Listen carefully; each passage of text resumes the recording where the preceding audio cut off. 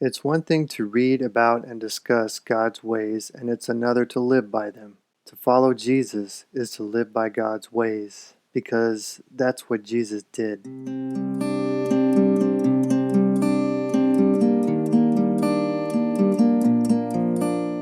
Living by God's ways can provide us a taste of God's goodness, humbling ourselves, trusting God, forgiving, having mercy, thinking and speaking the truth, being fair and impartial, having empathy and compassion, etc.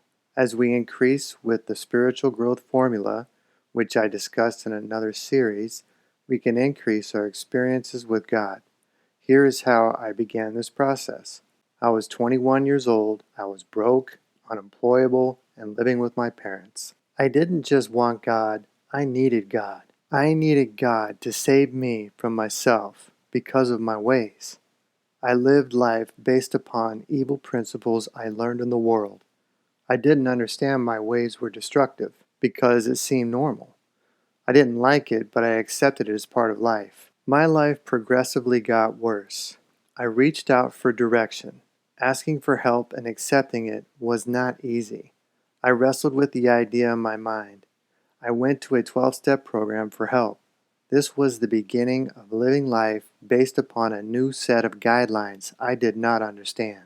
In the meetings, I witnessed others who had changed their ways. I was convinced there was something powerful going on and decided to find out. Some people say the 12 steps are not for people who want it, but for people who need it. When people face death, motivation and inspiration can be powerful. When I needed help, other options were not available. Saying I'll do it tomorrow was no longer a possibility because my ways could end up killing someone or myself. This kind of desperation can cause a person to be willing to go to any length for rescue or salvation. The 12 steps could be summed up as confession, self-examination, submission to God, repentance, restitution, service, prayer, meditation, and helping others. These take self-discipline, regular practice, time, and determination. These are spiritually wonderful actions to experience. The struggle to deny ourselves and the surrendering of who we are to become who God wants us to be is a daily part of the process. In fact, it can be a measure of our sacrifice. Little struggle probably means little correction, and little correction probably means little growth. We ought to be certain and clear in comparing how much of ourselves we could give to God and how much we actually are giving to God. Here are some questions to think about. How much of themselves did Abraham, David, Jesus, Paul, and other characters in the Bible give of themselves to serve God? How much are we giving of ourselves to serve God? What is one thing we are willing to do to increase our heart, mind, strength towards God today? Reliance, trust, dependency, obedience, and faith in God can reach a point that we seek diligently each day to do precisely what God desires. And to progress and grow toward this point will require much regular study, discussion, practice, reflection, and investigation with and about God. Every biblical character went through struggle, life and death kind of struggle. They accepted it as part of living with God. They hurt and experienced deep sorrow, but trusted God and had faith. We too, through struggle, can grow with God's character. It's really important to understand that deep love is a result of this process. It's best to work together to help each other through struggle, share what we learn, and process confusion for answers. We can ask for help and give help.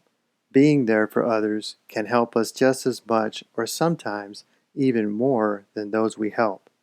So when we let others help us, we can provide others the opportunity to share in the helping experience. I decided to follow God. I just didn't see any better ideas. I agreed to practice beginning my days with God. I added getting with God to my morning structure. Some people suggested to place my keys or wallet under my bed, so that I have to get on my knees each day. I began praying each day when I got up and when I went to bed. I didn't do it perfectly, but I did remember God. Anyone can make this happen if they are ready to be clay for the potter. We can begin and end our days with God. No excuses. We either serve and follow God in our thinking or we don't. If what we are doing doesn't work, then we need to do something else. Either we make it happen or we're not ready. It's normal to struggle and learn through trial and error, but those who are ready will make changes to make it happen. Change is not something we wait for to be done for us. We need to make it happen, and that requires determination. Matthew 7:14. Because narrow is the gate and difficult is the way which leads to life, and there are few who find it. I was taught I needed to pray for God's help, to learn how to do God's will, and ask for strength to carry it out. And I was taught to do this every day. I practiced the prayer of St. Francis, which I have recently learned isn't really from St. Francis, but whatever. You can find it under that name. Let's read this slowly together. Lord, make me an instrument of your peace. Where there is hatred, let me bring love. Where there is offense, let me bring pardon. Where there is discord, let me bring union. Where there is error, let me bring truth. Where there is doubt, let me bring faith. Where there is despair, let me bring hope. Where there is darkness, let me bring light. Where there is sadness, let me bring joy. What I got out of this prayer is that I'm bringing something. And in order for me to bring anything, I need to first have it within my thinking. I need to be thinking about these things in order to bring it anywhere. And these things are peace, love, pardon, union, truth, faith, hope, light, joy. So if I'm not thinking about these things, I can't bring it. Now the prayer wraps up with, let me not seek as much to be consoled as to console, to be understood as to understand. So the point here is, I'm serving other people, and I need to have the mindset of that kind of action. This is a daily process. It's understandable to miss a few days here and there. Life happens, and we all fall short. But we must evaluate ourselves honestly to see that we are in fact improving. I was told to pray when I became angry or fearful, and I did. I prayed for God to help me with my anxieties. I prayed for help to see how to better do God's will in all my activities. Redirection from my normal thoughts and ideas to God's good became a regular event. I applied what I was instructed to do. I learned to speak the truth where I normally wouldn't. I gave myself over to trust God through new action that gave me a new identity. We must learn to examine how we perceive ourselves, others, and the world around us, even God. These perceptions affect our belief system and our faith. Each day we must redirect our perceptions toward God's truth. If all our mind is going to love God, then we need to see God's truth within our thinking and perceiving. We must grow new learning about God and how to incorporate God's will into our relationships. Humility and willingness are needed. We can learn a lot from others as they share their experiences with switching fear to faith, pride to humility, deception to truth, and selfish ambition to reliance upon God. I was told to get with others who were practicing these things and to serve in some capacity. A service commitment can teach us how to serve.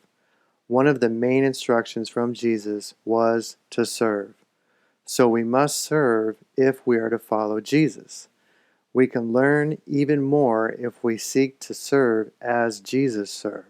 I was told to attend regularly, participate, be available, and to be honest. Isolation is a lot different than solitude. Jesus spent time in solitude for the purpose of getting with God to better serve others with God. and Jesus lived with people he taught.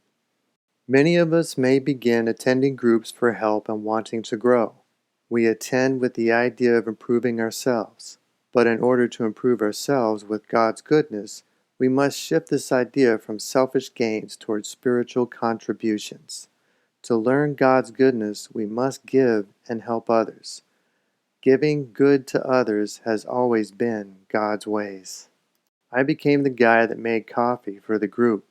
Since it was a big coffee urn, I needed to arrive 45 minutes early to make it. I was an introvert and did not trust people. It was a struggle to get myself to show up. This service position really helped. Just by being around early, I experienced kindness from strangers and developed new relationships. I had an opinion about the world that could not be challenged because I never positioned myself to experience new ideas or people. I never trusted strangers enough to witness good responses from them. I didn't give people a chance to care for me. Giving myself to service over a long period of time gave me new experiences. It helped me see my impatience and arrogance. I also grew because I was willing to see where I was wrong. Yet I needed to keep within my mind the idea that I was serving God as I helped others. I was not to expect nor want anything in return. My service was to be a gift because it was God's will. We can serve in different ways: supply food or drinks, facilitate a meeting, help with setting up, cleaning, or greeting others with sincere compassion. Compliments, handshakes, friendly hugs, phone calls, meetups, emails, texting, and any other way to make encouraging connections can also help.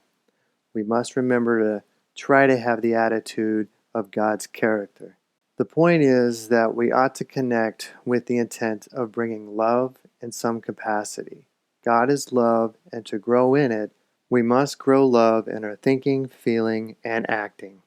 The process is slow going, and much of the time growth occurs without any obvious signs. I was told by many people, don't leave before the miracle happens. Here are some simple signs toward growth: showing up regularly, sharing honestly, serving the group, confessing struggles and accepting guidance towards spiritual solutions, practicing humility, thinking less about ourselves, wants, preferences, etc., giving and accepting help, meeting outside of the meeting, having fun together with laughter, having compassion, encouraging others, and providing hope, working out differences through difficult conversations, attending even when we don't want to attend, and finding the good in it. Everyone pitching in to help the group in their own way from their own heart. Each person feeling free to share their thoughts and feelings. When someone doesn't show up, they are contacted. Freely sharing of mistakes and corrections. Other people wanting to join the group because they see how people are different. Romans 5:3-4.